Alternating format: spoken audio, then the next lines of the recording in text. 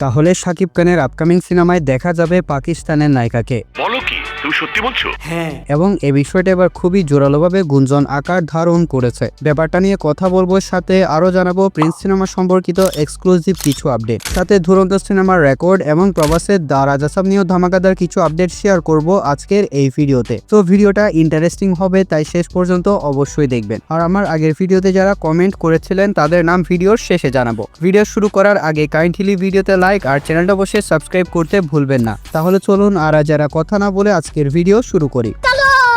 প্রথমে আসি record monster অর্থাৎ ধুরন্ধর সিনেমার কাছে।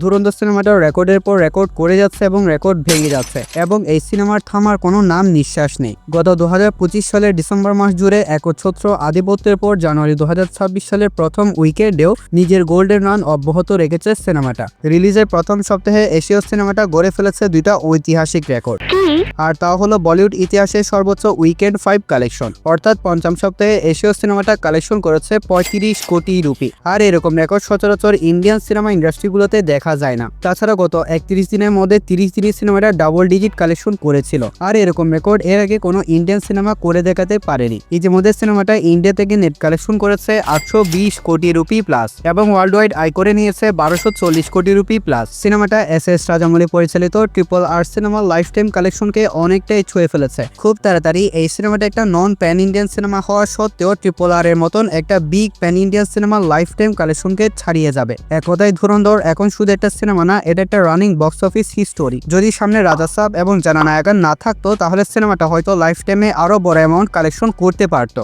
এখন আসি রাজা সাব সিনেমার কাছে।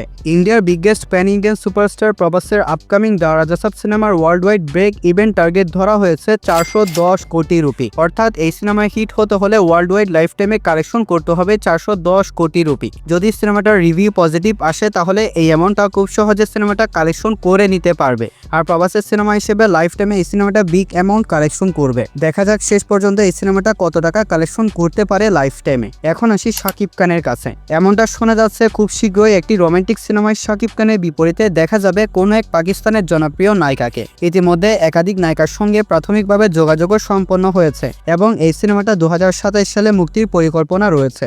2025 সালের আগস্ট মাসেই শাকিব খানের সঙ্গে এই সিনেমা নিয়ে প্রাথমিক আলোচনা হয়েছিল হানি আমিরের সাথে। তখনও চুক্তি না হলেও শাকিবের সঙ্গে কাজ করার বিষয়ে হানি আমিরের টিমের পক্ষ থেকে স্পষ্ট আগ্রহ প্রকাশ করা হয়েছিল। এরপর যে শাকিব খান হানি আমির এই জুটি সিনেমা অনেকটাই চূড়ান্ত বলেই ধরা হয়েছিল। শাকিব খান নিজেও এই ব্যাপারে একটা হিন্টস দিয়েছিলেন, আপনাদের নিশ্চয় মনে আছে। তবে সাম্প্রতিক খবরে জানা যাচ্ছে হানি আমির খুব শীঘ্রই ব্যক্তিগত জীবনে নতুন অধ্যায়ে পা রাখতে চলেছেন। অর্থাৎ বিয়ের আনুষ্ঠানিকতা শেষ হওয়ার পর সময়সূচি মিলে গেলে শাকিব খানের সঙ্গে তার কাজ করার সম্ভাবনা এখন অনেক বেশি রয়েছে। সব মিলিয়ে শাকিব খানের বিপরীতে হানি আমির অথবা পাকিস্তানের কোনো এক পরিচিত মুখে দেখা যাবে ভবিষ্যতে। চূড়ান্ত ঘোষণা আসা পর্যন্ত আমাদেরকে এরকম একটা ঘটনার জন্য অপেক্ষা করতে হবে। তবে এটাতে শিওর যে শাকিব খানের বিপরীতে 2027 সালে মুক্তি পেতে যাওয়া এই রোমান্টিক সিনেমাটার মধ্যে পাকিস্তান থেকে হানি আমির অথবা জনপ্রিয় একজন নায়িকাকে আমরা অবশ্যই দেখতে পারবো।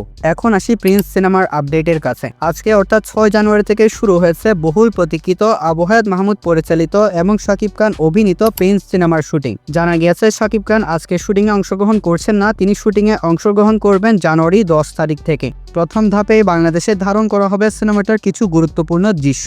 দেশে শুটিং শেষ হয়ে গেলে প্রিন্স সিনেমা টিম উড়াল দিবে শ্রীলঙ্কার উদ্দেশ্যে। ভারতের শুটিং এর পরিকল্পনা থাকলেও ভিসা জটিলতার কারণে আপাতত শ্রীলঙ্কাতে একটানা সিনেমাটার বড় একটি অংশের শুটিং সম্পন্ন করা হবে। তবে শ্রীলঙ্কার পর্ব শেষে পরিস্থিতি ও সময় যদি অনুকূলে থাকে তাহলে ভারতের বিভিন্ন লোকেশনে সিনেমাটার শুটিং হওয়ার সম্ভাবনা রাখা হয়েছে।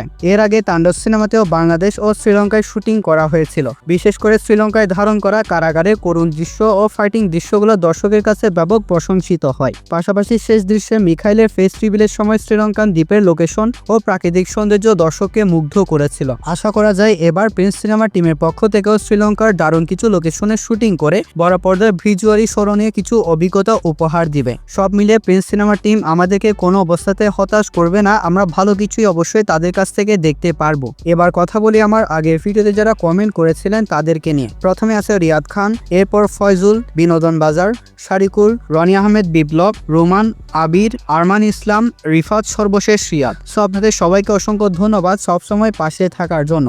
আর ভিডিওটা ছিল এতটুকু পর্যন্তই। ভালো লাগলে ভিডিওতে লাইক আর চ্যানেলটা অবশ্যই সাবস্ক্রাইব করতে ভুলবেন না। তাহলে দেখা হচ্ছে পরবর্তী আরও একটি ভিডিওতে। ততক্ষণ ভালো থাকবেন, সুস্থ থাকবেন। টেক কেয়ার, আল্লাহ হাফেজ।